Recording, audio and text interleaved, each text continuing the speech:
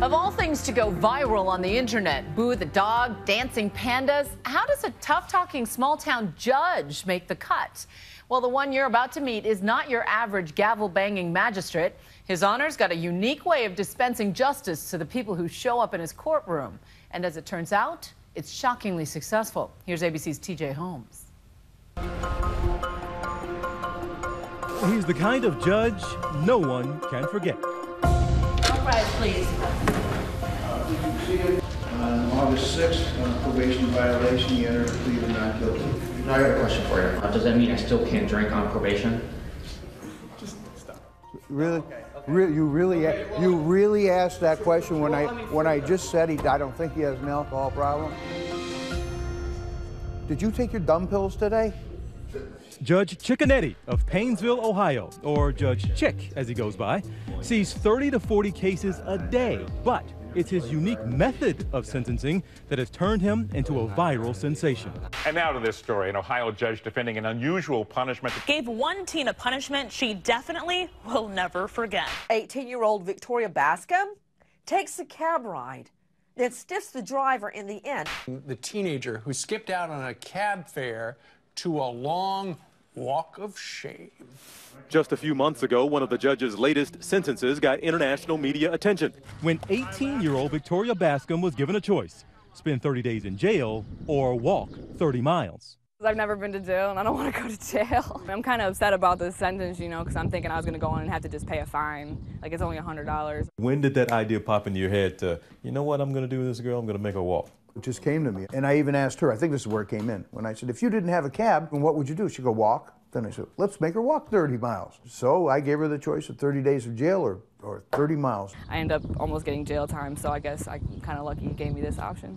But this kind of creative sentencing is not new to the judge. He's been doing it for years. Very humiliating, very embarrassing.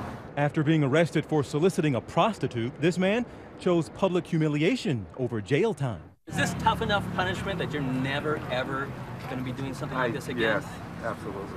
This teen stole porn from an adult bookstore. I'm thankful that Judge Chickanetti gave me an opportunity instead of a jail time. This woman was caught on surveillance tape walking into a Burger King and pepper spraying one of the workers in the face. Her sentence? The judge gave the defendant a choice: either serve time or get sprayed herself with what she thought was pepper spray. And you couldn't use the real pepper spray because you can't injure somebody. And now I am bucking heads with those law professors when I use real pepper spray. Now we're getting into the cruel and unusual. Did the victim get the vengeance in that case, given that it wasn't real pepper spray? Yeah, may not be what you wanted, but it's all that I could do as the law permits. But it scared the hell out of the defendant. Yeah, but it scared the hell out of the defendant. So it served its purpose. This is your one chance. It better be good. Judge Chick may be onto something. A judge can simply follow the law, and if somebody committed a crime, here are the possible penalties. How much of that do I impose?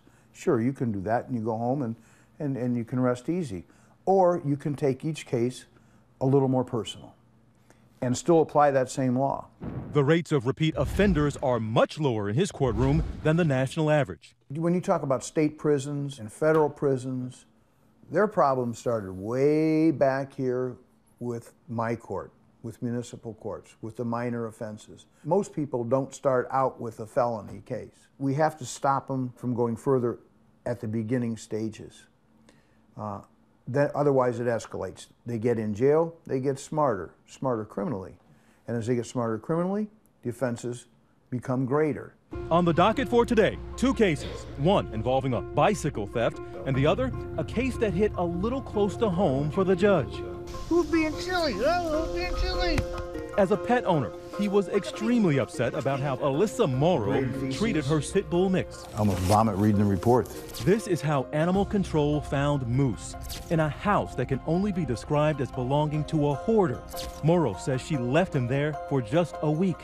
She's in court today, pleading guilty to animal neglect and cruelty. You know, I can't interpret the feelings of a dog, but boy, if dogs could tell you how they felt. Abandoned? Oh yeah, and scared, and frightened, and sick. Well, maybe you should get a little taste of that. But I'm gonna let you have a choice here. And the choice is I want you to live like Moose. And in order to do that, I want you to go down to the county dump, to the landfill.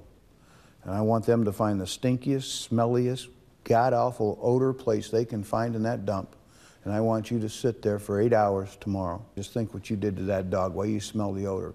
If you puke, you puke. Understand? Morrow has the choice of either choosing to do this alternative sentence or spend 90 days in jail. She agrees to go to the dump. Okay. See you at the dump tomorrow. We'll get to the dump later. But first, the case of the disappearing bike. The defendant, Jordan Walsh, showed up to court with his mother.